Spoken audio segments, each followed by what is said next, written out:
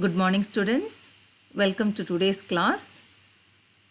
Today we are going to learn about aquarium plants.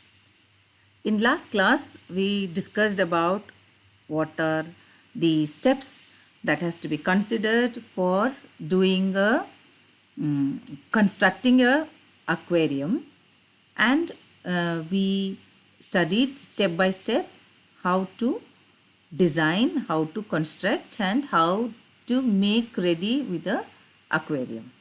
And today we are going to study about how to keep the aquarium alive with the use of aquarium plants. The aquarium plants play an important role by giving a visual impact to the aquarium. In other words, people are well pleased to see a well decorated aquarium with lot of plants, greeneries inside. The aquarium plants also plays an important role by providing shelter and territorial boundary to the fishes. The long leaves that are in the plant,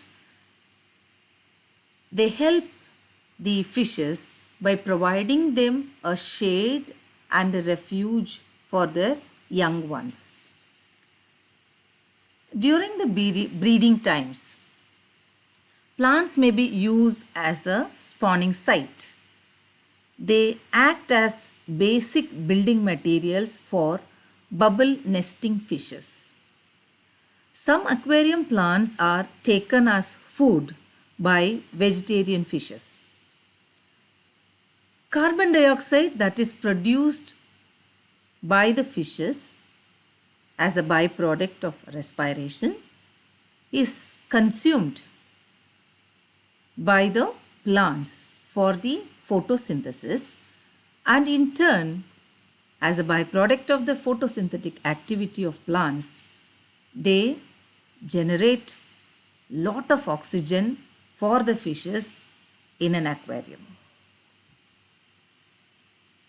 The nitrates that are formed by the end of denitrifying action by bacteria may be taken up by the plants. So they become symbiotic, the bacteria and the nitrogen fixation process.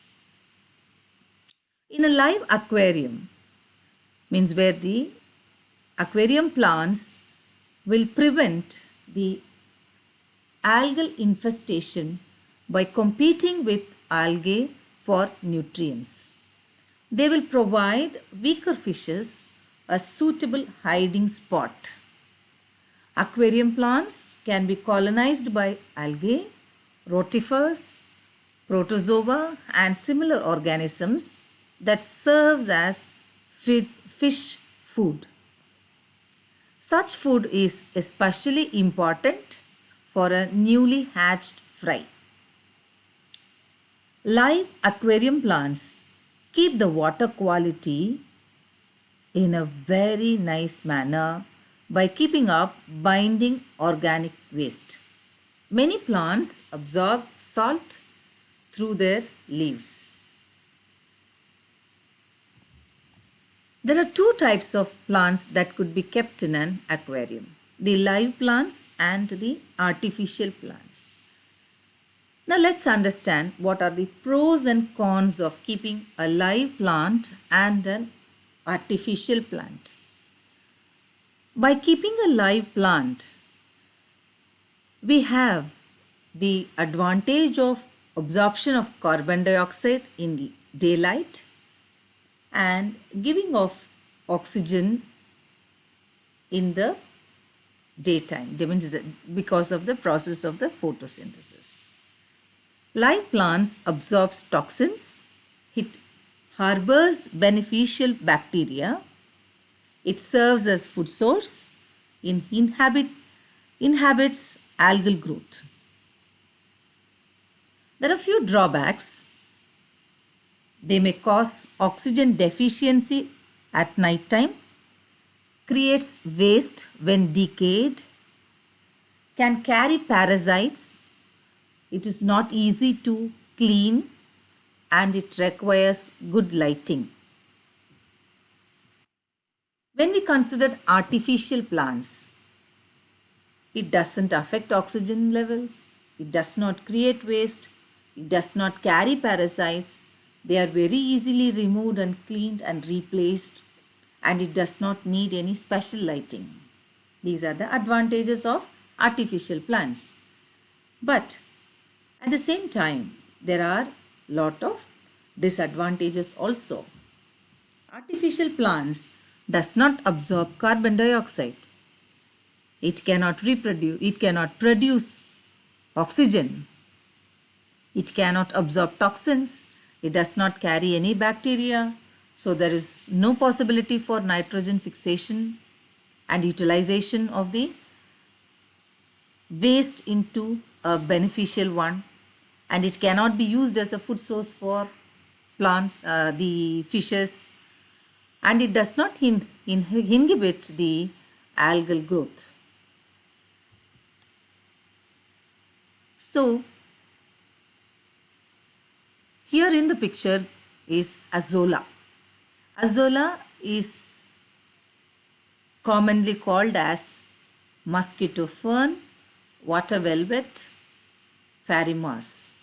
This is actually not a moss as per the name implies, but it is a freshwater aquatic fern with scale-like fronds, 5 to 10 mm long. It is green to reddish in color, and it is covered by fine hairs that gives the appearance of a velvet. It's an excellent plant to fix nitrogen from the air by means of symbiotic cyanobacteria. It can survive in winter water at the temperature of 5 degrees Celsius with optimum summer growth between 25 to 30 degrees Celsius. This plant requires high light for its growth. It grows very rapidly and it should be removed from the tank periodically. And since this is a floating plant, it should be removed at equal periods. It is also used as a floating plant in both cold water and tropical aquaria, and it propagates by the process of division.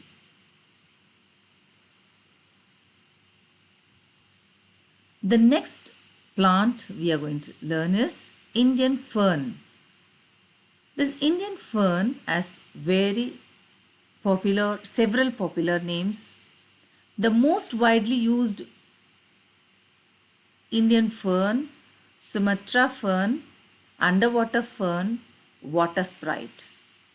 It's a very decorative plant that flourishes in most heated aquaria. Stem has very soft pale green fronds, deeply subdivided into smaller leaflets. Are feathery. Reproduction is by production of water plants which appear in large number on the margins of the mature leaves. These drops down and produce new plants. This can grow very rapidly in a slightly acidic soft water, and it prefers strong light. This plant can either grow as a floating plant or it can be rooted into the gravel, and it can be completely submerged also.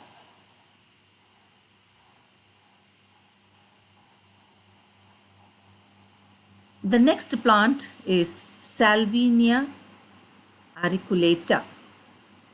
It is a small floating aquatic plant with creeping stems.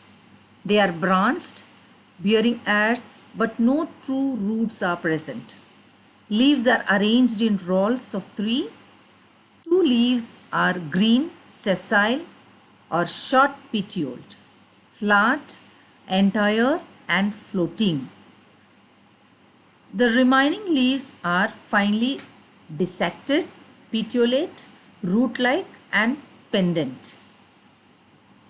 Submerged leaves that are surrounded by basifixed membranous indices, that they are called as sporocarps. The sporocarps are of two types, bearing either a megasporangia or microsporangia. Megasporangia are few in number, each with single megaspore. The microsporangia are many in number, each with 64 microspores. Spores are of two kinds and sizes, megagametophytes and microgametophytes.